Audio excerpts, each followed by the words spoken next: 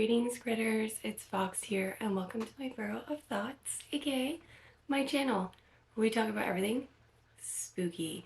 And today is going to be something new. I am calling it New to the Woods, which is a segment of new horror movies to me, movies that I've never seen that I will be reviewing for you. And this segment is going to be all about creature features. So settle into your burrows because things are about to get spooky. Okay, so the first movie that I'm going to be talking about is Tunnel. It was released in 2011 and I streamed it on Tubi TV. A little bit about the plot of this movie. So there is an abandoned subway system under the city of Sydney, Australia. And a film crew and a journalist venture into those abandoned subway tunnels in search of a story, but find something else. Okay, so my thoughts on the tunnel. So mainly this movie is first person perspective because you're watching it through a handheld camera as well as a shoulder camera. So it has that Blair Witchy vibe to it. There's also interviews with the survivors, obviously, throughout the movie, and security footage. I did enjoy that mix of media to get the premise across.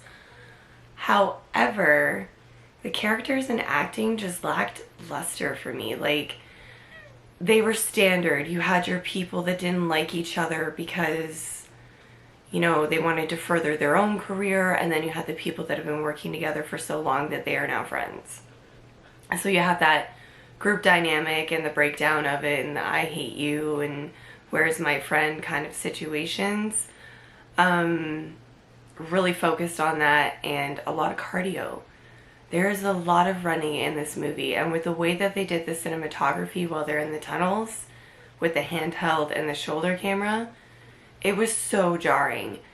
It gave me a literal migraine after I watched this movie. It's just so much cardio. Not a lot happens. And in retrospect to the creature, such a missed opportunity. It could have been anything in a subway tunnel. But instead they chose ambiguity.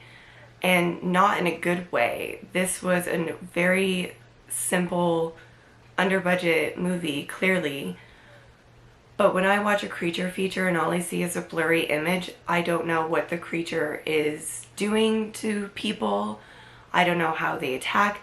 I don't know the origins. I don't even know what it looks like. For me, that makes a creature feature flop. It just totally ruined the vibe of the movie for me. So the premise was really interesting with the subway tunnels, the abandoned thing. It could have had a total catacombs moment, as above so below kind of vibes, but it didn't. The execution just wasn't there for the tunnel. So I'm rating this one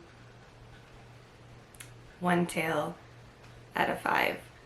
It was a big old flop for me in the creature feature genre, and we all know I love me a creature feature. The next creature feature movie I watched that we're going to talk about is called Exists. It was released in 2015. I streamed it on Netflix, and I also believe it's on Tubi TV now as well. And a little bit about the plot, super simple.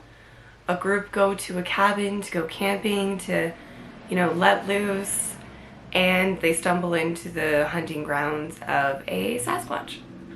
And things ensue from there. So my thoughts on Exist. So first off, the cinematography is really interesting because it's, again, another first-person perspective film-wise. It uses cell phones, drones, GoPros, and handheld cameras to execute the movie. And I thought that was really well done. It definitely added a little bit of modern take on a creature feature. The characters and the acting. So you have your basic group of friends. You have your jock, your stoner, your nice guy, the girl dating the jock. Like, you got the stereotypical horror characters. And the acting, some were better than others, but it was passable for me. This, I feel, had a little bit higher budget than, let's say, Tunnel, because it had better production value, and it actually showed the creature, which was, I believe, CGI and also special effects, makeup and suits. So for the first part of the movie, you're not really sure what's attacking them, but the creature has intellect. It hunts, it preys, it stalks, it plays with them. Totally thrilling. Love that idea, other than a big lumbering brute of a creature. So love that. I also like that the uncle whose cabin they're staying at has a connection to the story and the creature as well. It added depth to the story because this is a really simple premise, but the execution was there. That being said, the creature CGI, like, it does look a little funny, but has anyone seen Bigfoot really? You know what I mean? So I like that the interpretation was different, but the CGI could have used some work. But that all being said, I am rating Exists 3 tails out of 5. The next movie that I watched that we're going to talk about was Howl. And that was released in 2015, and I streamed it on Amazon Prime Video. Now, a little bit about the plot of this movie. There is a night train. It's making its way to its destination. You got a group of people that are on the night train. Some are tired, some are exhausted, some are stuck in the bathroom, and it breaks down. And after it breaks down, a creature straight out of folklore begins to attack, and things get hectic from there.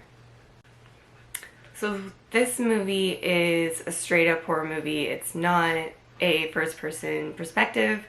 It is a beautiful, dark and atmospheric style of filmography, cinematography. It is just, I think, beautiful. I love the moodiness of the dark colors, the blue hues. Totally cool, totally worked with the premise. The atmosphere of being in like a wooded area on a broken down train with this werewolf-like creature attacking the train was really, really cool. Love that premise. It's not a werewolf per se, but it has werewolf-like abilities. So I really enjoyed that. This creature also is shown in its full form, as well as a little bit of mystery in the beginning, which worked to its favor. It really built up to, what does it look like? What is it? And then bam, you see it and you're like, whoa, he look hungry. The production value of this movie is definitely higher than the other ones I've watched. It had blood, gore, but not too much, so if you're squeamish, I still think you could watch this movie. It seriously reminded me of an Adam Novell book met Carmilla. The Rending met Carmilla. It was so interesting. I loved the premise. It was well executed, great production value, just a really good creature feature in my opinion. A little bit on the simpler side, you know, you got your people trying to survive a creature, but it was well done. So I'm rating Howl 4 tails out of 5. We finally found a winner, folks.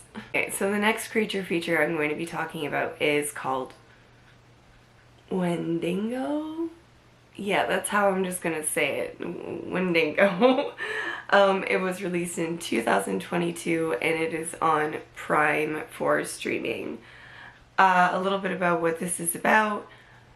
There is an influencer that goes to the woods on a content dare and goes missing.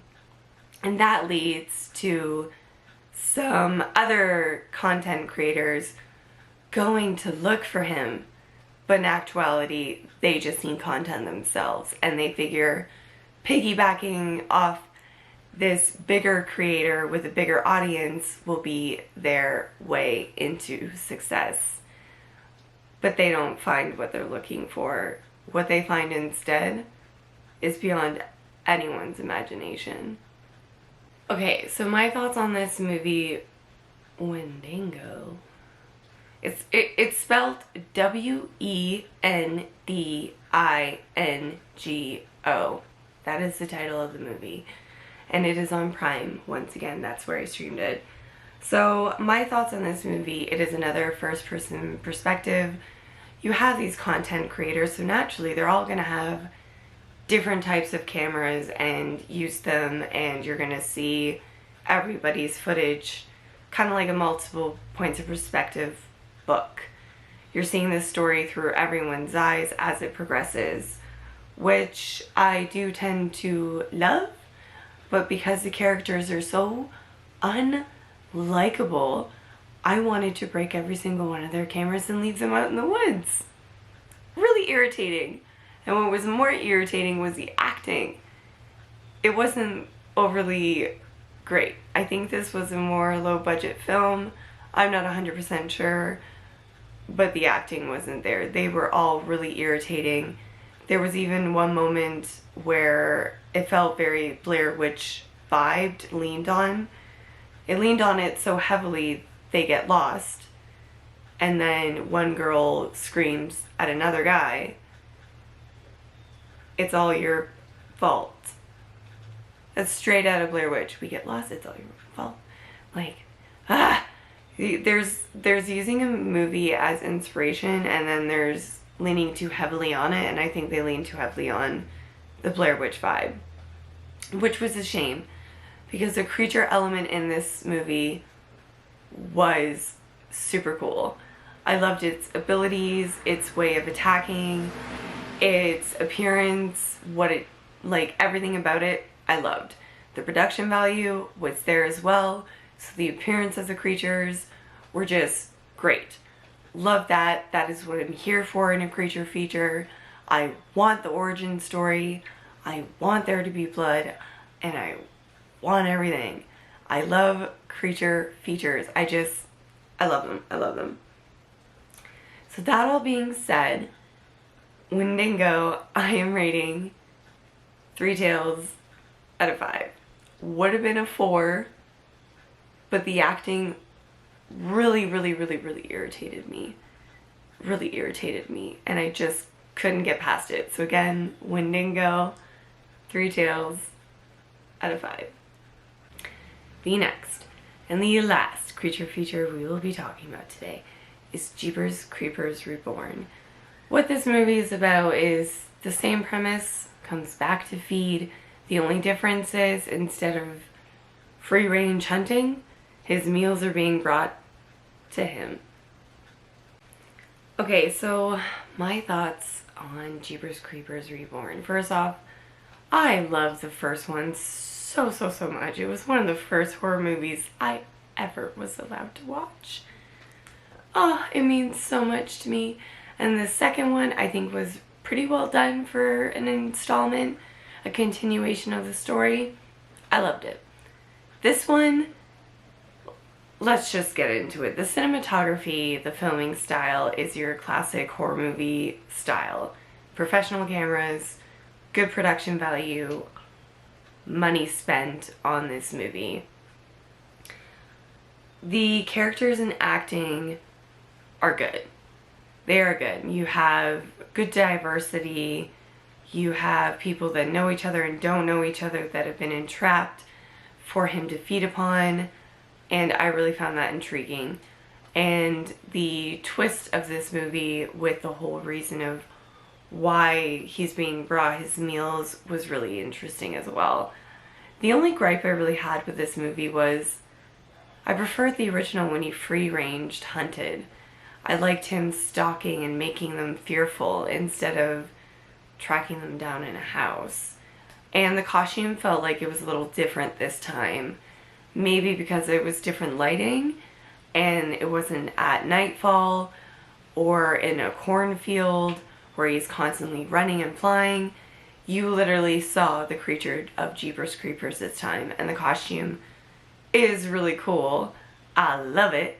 I am here for it, but there was just something about it that felt a little different. I don't know.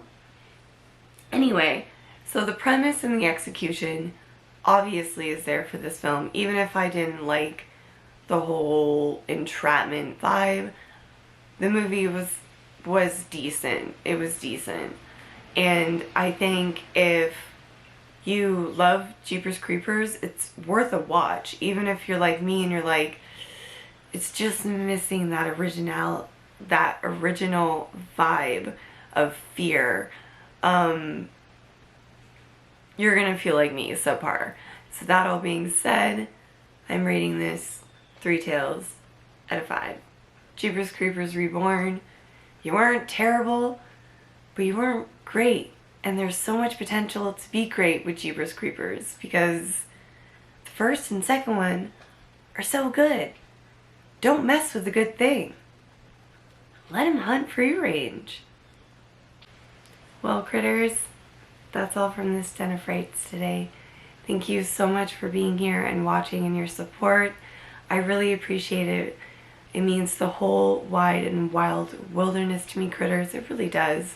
And I hope you're enjoying the new content I'm putting out, the new themes, horror movies, horror books. I hope you're enjoying it. I love this channel. I love this community. And again, thank you for the support. And until next time, stay cozy and stay spooky. Bye.